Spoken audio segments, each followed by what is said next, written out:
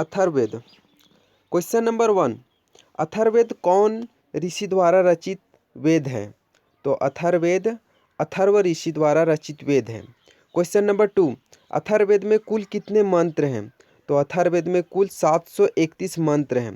Question number 3, Atharvaveda में लगभग कितने पाध्य हैं? तो अथर्ववेद में 6000 पाध्य हैं लगभग। Question number 4,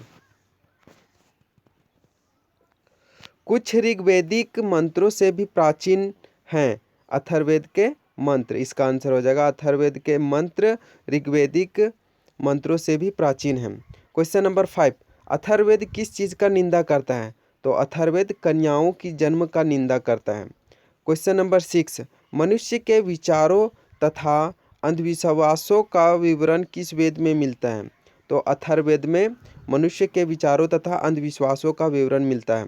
question number 7, Atharvaveda का प्रतिनिधि सूक्त किसे माना जाता है? तो अथर्ववेद का प्रतिनिधि सूक्त पृथ्वी सूक्त को माना जाता है। इसका आंसर हो जाएगा पृथ्वी सूक्त। क्वेश्चन नंबर 8,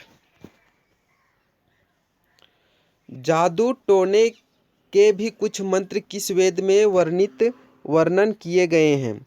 तो जादू टोने के भी कुछ मंत्र किस वेद में वर्णन किए गए हैं? तो अथर्ववेद में वर्णन किए गए हैं। क्वेश्चन नंबर 9, कौन सा वेद में मानव जीवन के सभी पक्षों का वर्णन किया गया है? तो अथर्ववेद में मानव जीवन के सभी पक्षों का वर्णन किया गया है। जैसे में सभी पक्ष कौन कौन से हैं? गृह निर्माण, कृषि की उन्नति, व्यापारिक मार्गों का गहन या खोज, रोग निवारण, समन्वय, विवाह तथा प्रणय गीतों, राजभक्ति, राजा का चुनाव, बहुत से वनस्पतियों एवं औषधियों, शाप, वशीकरण, प्रायश्चित, मातृभूमि महात्म्य आदि का वर्णन दिया गया है। कौन सा वेद में? अथर्ववेद में मानव जीवन के सभी पक्षों का वर्णन किया गया है अथर्ववेद में। Question number 10,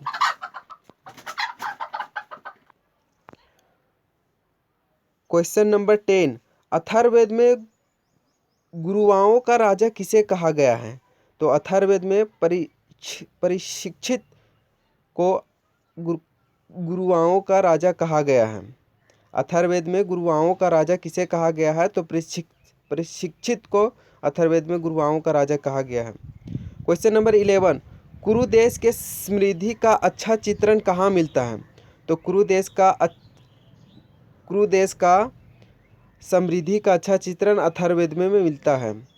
question number 12, Atharvaveda में प्रजापति की दो पुत्रियां किस चीज को कहा गया है?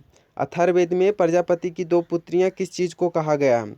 तो सभा एवं समिति को प्रजापति की दो पुत्रियां कहा गया है अथर्ववेद में। क्वेश्चन नंबर 13, अथर्ववेद की कितनी शाखाएं हैं? तो अथर्ववेद की 2 शाखाएं हैं। क्वेश्चन नंबर 14, अथर्ववेद की कौन कौन सी शाखाएं हैं? तो शौनक और पेपलाद अथर्ववेद की 2 शाखाएं हैं। क्वेश्चन नंबर 15, सबसे बाद का वेद कौन सा है? तो अथर्ववेद।